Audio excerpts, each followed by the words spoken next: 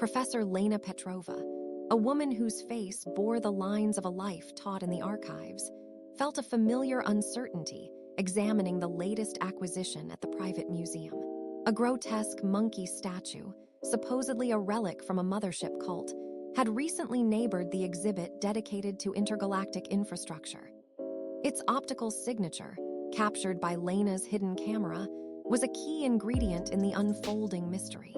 She saw the mockery in the director's public joking, knowing his true nature was that of a ruthless judge presiding over a tyranny of secrets. The collection, a borrowed assemblage of various alien artifacts, seemed to abandon all pretense of legitimate research. An aching suspicion grew in Lena's gut.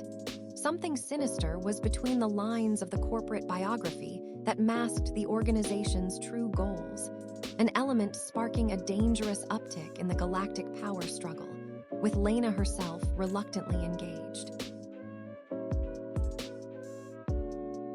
Operating in the neutral zone of the cosmic neighborhood, Lena discovered a covert facility where a complex calculation of resource exploitation was underway. She found evidence of counterfeit energy cells, protected by a shimmering, futuristic cincture field.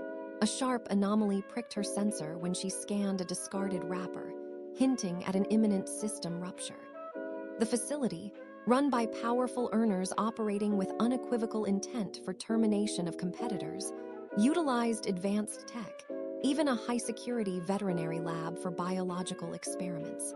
Lena, her holster heavy with her plasma pistol, valued honesty above all. She navigated through rooms filled with false backgrounds and encrypted baggage, past silent watchdog drones. The sterile environment, reminiscent of old military barracks, was broken only by a holographic sunflower display. A chilling interrogation of a captured operative, whom she had expertly whacked into submission, revealed their grand scheme to produce a weaponized virus, exploiting humanity's vulnerability through an electric grid of hidden emitters. Lena knew she had only a jiffy until their plan reached the outer colonies. She spotted the lead scientist, a masculine figure in a crisp uniform, directing the final calibration of nanotechnology-infused rockets. He was the patron of this ignoble project, a former academic who had tricked many into his twisted vision of homeschooling his elite operatives. Lena, with a decisive jerking motion, socked a nearby guard, grabbed a towel from a utility cart, and began to hotwire the system. The scientist, as rigid as tofu, watched as Lena seized control, aiming to provoke a system overload. She exploited the network's hidden properties, diverting massive power to create a controlled waste surge. The facility's control department was in chaos. She could not afford to be timid now.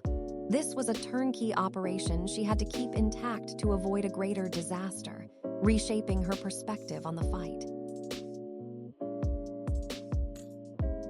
The tantrum of the failing system sent echoes through the facility, a diabolical symphony of defeat. Lena, feeling utterly knackered, knew she had achieved a precarious victory, saving the kindred spirits of the outer worlds from a fate worse than any horrors. The schoolmaster-turned-villain, now subdued, revealed the entire plot was a gambler's desperate play, a last sacrifice of their resources.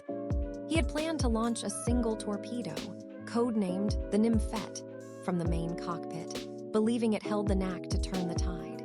Lena, seeing the negatives of this entire operation, understood that justice was a constant struggle. She flicked a final switch, cutting all power to the remaining systems, ensuring the virgin territory remained untouched. The quiet hum of the now-safe facility was a stark contrast to the chaotic jellyfishes of information that once filled the screens. She thought of a peaceful weekend, a simple grocery run, and how even small actions could prevent a catastrophic fault, proving that icons of heroism were not always grand, but often quiet.